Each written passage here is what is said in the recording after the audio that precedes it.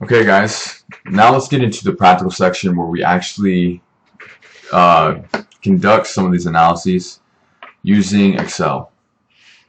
Now I'm going to go ahead and we're going to do two different ANOVAs with a different number of scenarios. And these are somewhat practical scenarios to which you guys might be familiar with some of your own athletic endeavors. So, scenario one. A volleyball coach noted that players who practiced jumping during practice time seemed to be able to jump higher in the games. He wondered whether jump practice increased vertical jump height more effectively than lower extremity weight training. To test this phenomenon, he proposed the null hypothesis that no significant differences exist between players who practice jumping, players in lower extremity weight training, and players who do neither exercise. For 6 weeks prior to the start of the season, he randomly divided his team into 3 groups of 10 players. One group, the control, practiced regularly without any special jumping or weight training. Group 2, the jumping group, spent the last 20 minutes of each practice session jumping exercises. And Group 3, weight training, spent the last 20 minutes of each practice session doing high resistance leg presses.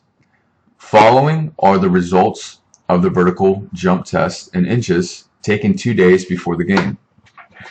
So let me just break this down on a practical note.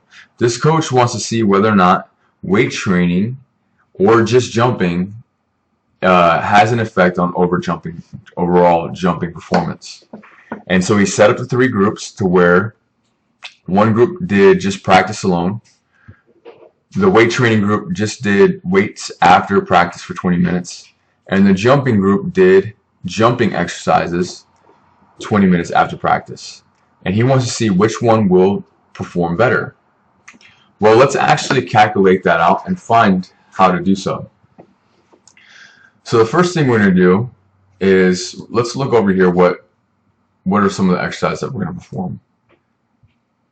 First thing I want you guys to do, we want to know the means and the standard deviations for each of the 3 groups. And that should be a relatively easy calculation, but let's just go ahead and go over it. So for the control group, we're going to go into our function, hit equals, and the mean is the same thing as average. So we go to average, select this column of our groups, hit enter, and there we go. And then standard deviation equals ST, and you'll notice that there's a number of them here, and we want ST deviation sample.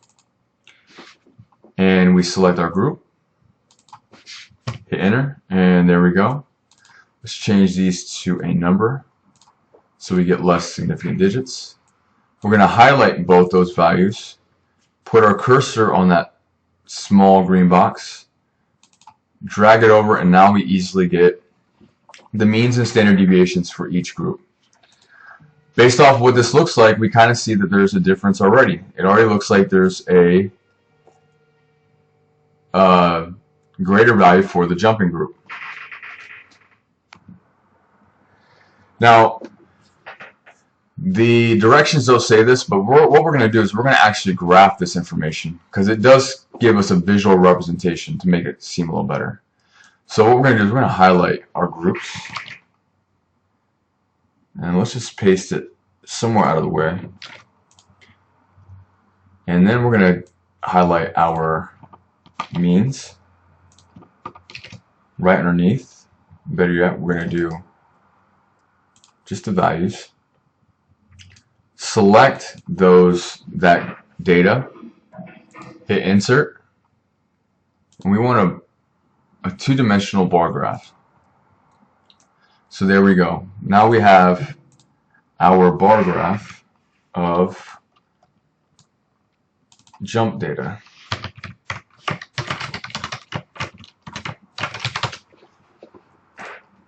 And to kind of clarify this even better, let's just add some data labels to it.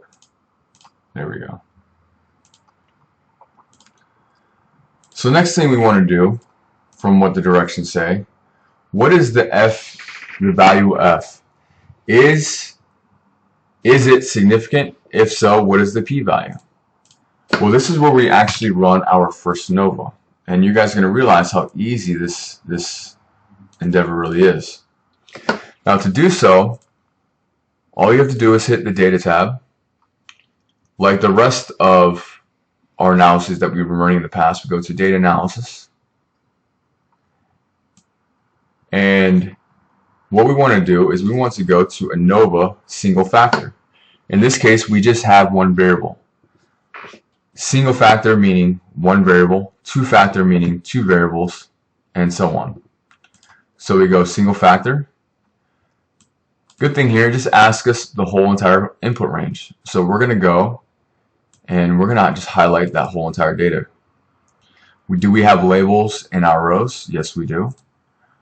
Our significance level or our alpha level is set at 0.05, indicating that if we want to see a difference, it would be set at 95%, meaning that there's a 95% chance that one of these groups is statistically significant than the other.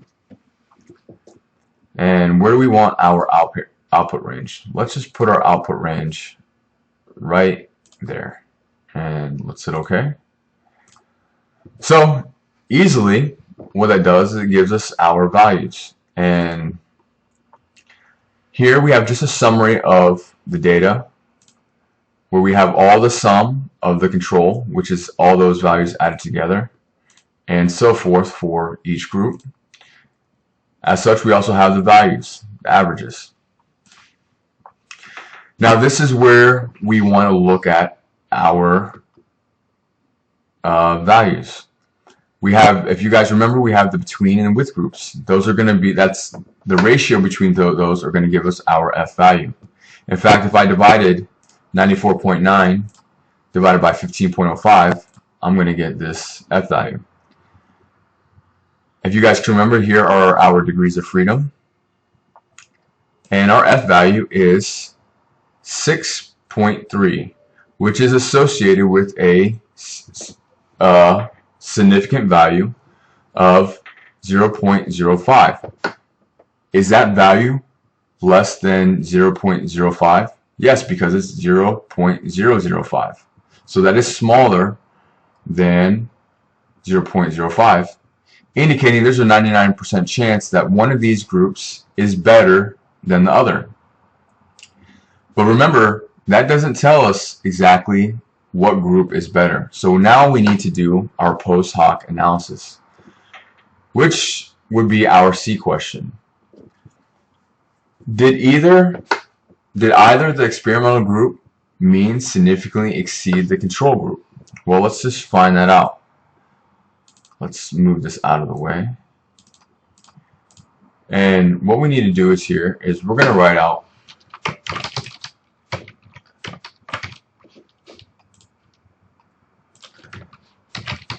control versus weight training. And then we're going to go control versus jump. And our last comparison is weight training versus jump. So we have three comparisons that we need to make. And the way we're going to do that is we're going to actually run t-test to figure out where the differences lie. I can already tell you if there is a significant difference here, more than likely just based off the graph, that the jump condition is going to be better than either the weight training or the control. So let's do a t-test to figure that out. So if you guys can remember, we go to t-test, and it's going to be to sample assuming equal variances. And we hit OK. And the first one we want to do is variable 1, which is the control, versus weight training. And we have labels. And let's put our output range on a new sheet to kind of save space. We hit OK. And what we want to look for, if you guys can remember, is a two-tailed test. And as you notice is that our p-value is 0.22. So does weight training differ from control? Actually, it does not. Now, does control versus jumping? Let's check that out. So again, we go to data analysis. Same test. Control is already selected for us. Let's remove that and put into jumping. We have labels. And here you could probably say it's safe to say that yes, it does. And here we have a p-value of 0.003.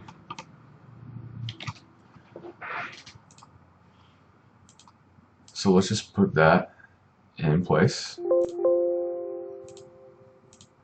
Alright, and the last one is we want to figure out whether there's a difference and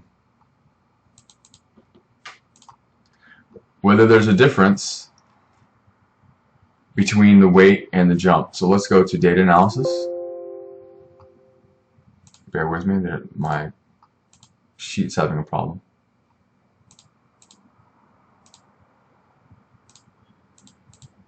There we go. Let's go to data analysis, and we want to see weight training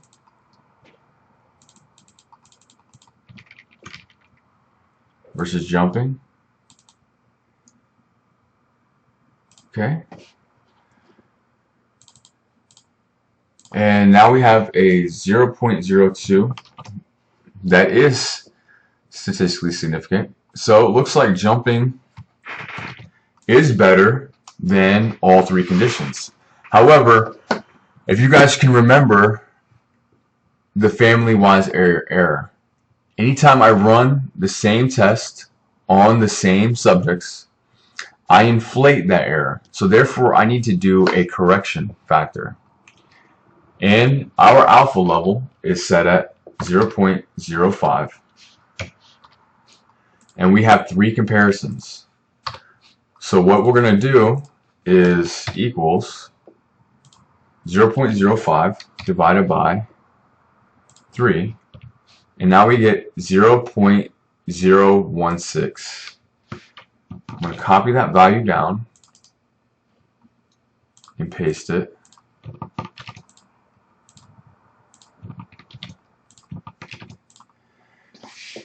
Is this value less than that value? And in that case, it's not. So we can statistically say that jumping is not statistically different from the weight training group. However, jumping is low. This value is lower than our corrected value. So jumping is better than the control, and that's where our statistical difference is. So that p-value indicates that jumping is indeed better than control, but not necessarily better than weight training. So do you accept or reject the null hypothesis? In this case, we would reject the null hypothesis, and we would accept the fact that jumping is a superior way of training to increase jump performance compared to not jumping. Now let's go over another scenario. Okay. A physical education teacher wanted to know the effects of various activity levels on body composition. She surveyed her physical education classes and categorized 30 students into 5 activity levels based on the amount of daily exercise in which the students participated. Those levels are inactive, semi-active, normal, active, and very active. She measured the percent body fat values using skin fold calipers on all subjects with the following results, which are right here. Basically, this PE teacher took a survey of 30 students and she wanted to know how active they were. Based off their activity level, which was self-reported by a survey, she took body fat composition with skin fold calipers and then she recorded them in here. So the first one says, what is our independent variable of the study and what is our dependent variable of the study? Now this is somewhat simple, but our variable is activity level, and that would be our independent variable. Our independent variable is our activity level, and the dependent variable is actually body composition, because it depends on those subjects' self-reported activity level. So that one's fairly simple. What are the means and standard deviations for each group? Well, let's simply figure that out. Means and standard deviation equals average. Select those numbers. Equals ST. ST with the S. Select those numbers. Let's make that into a number. Put our cursor on that small box, drag it over, and voila, there you go. Pretty easy. Does a significant difference exist among the groups? Well, let's try to figure that out the same way we did with our last analysis. So we click on the Data tab, go to Data Analysis. Our ANOVA is a single factor,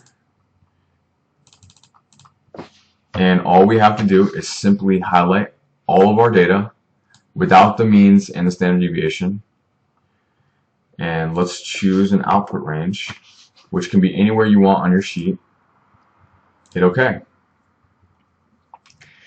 And the more you do this, essentially all you have to do is look at this value, right? So that's a rather large F ratio, and that p-value is 2.6 to the negative 6. It's in scientific notation, but if we wanted to, we can put that into a number format to make it easier.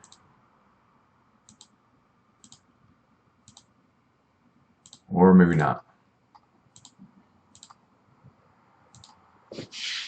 Basically, this is 0.123456267, if you guys can recall.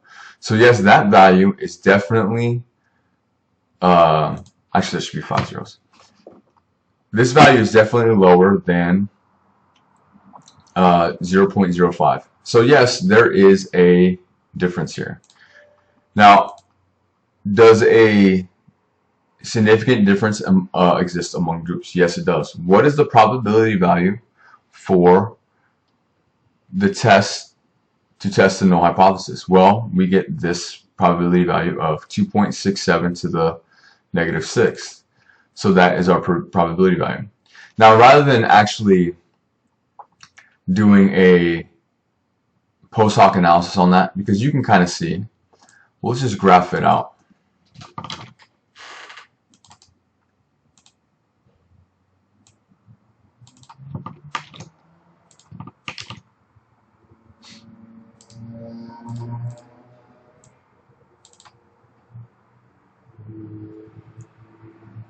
So we go to Insert.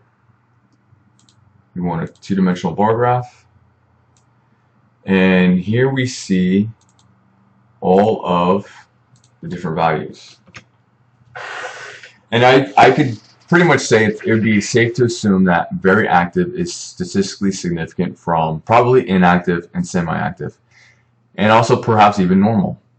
These two probably would not be statistically significant, but this one would probably be statistically significant or different than these two groups. If you would like to, you can go ahead and run a t-test on each one of those, just like I did in the example, to find out where those differences actually lie. That concludes this portion of the practical analysis. Be sure that you upload this information into Canvas upon completion for your grade. Thank you.